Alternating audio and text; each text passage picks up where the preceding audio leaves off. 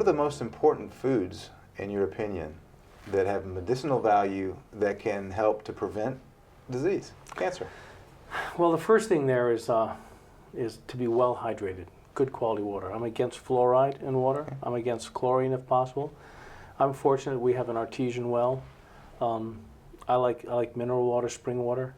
I'm not a big fan of the alkaline water process, but certainly the body has to be well hydrated. And what's important about that, Ty, you may not know this, but any addictive process, whether it's cocaine or heroin or coffee or cigarettes, is tougher to break if the person is dehydrated.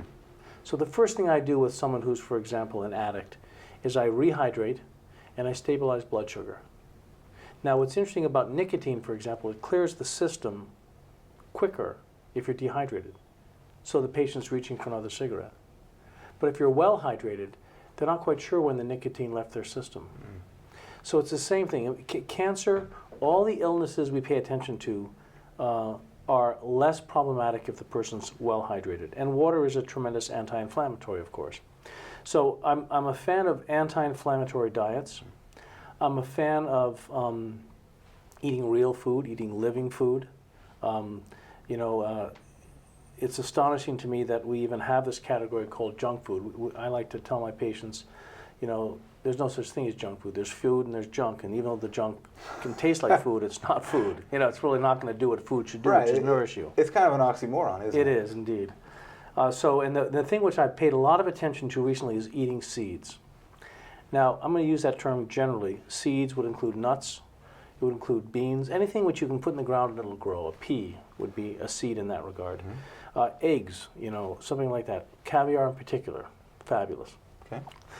So seeds are tremendously valuable because the seed is such a wise little packet. It concentrates nutrients about 20-fold and 30-fold more than the rest of the fruit. So it's this fabulous packet of concentrated nutrition.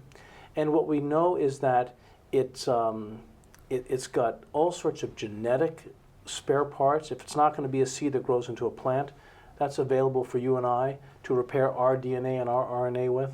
It also has tremendous stem cell precursors, especially in the husk of seeds. So I encourage my patients to drink plenty of water. I like the urine to be, light, and I encourage them to eat seeds and nuts, raw, organic, non-X-rayed, non-radiated, as much as possible, and green leafy vegetables and so forth. Okay, so a living diet, a living food diet. Yeah, life comes from life, exactly. Yeah. But the other hand, I had this gal today was saying to me, I eat a very strict diet, but sometimes I cheat. I said, great, good. Sometimes have a blast. The goal isn't. We're taught in school. It's not whether you win or lose. It's how you play the game. And once you get cancer, everybody forgets that. I just need to prolong life. So the real challenge is to keep the quality and the quantity.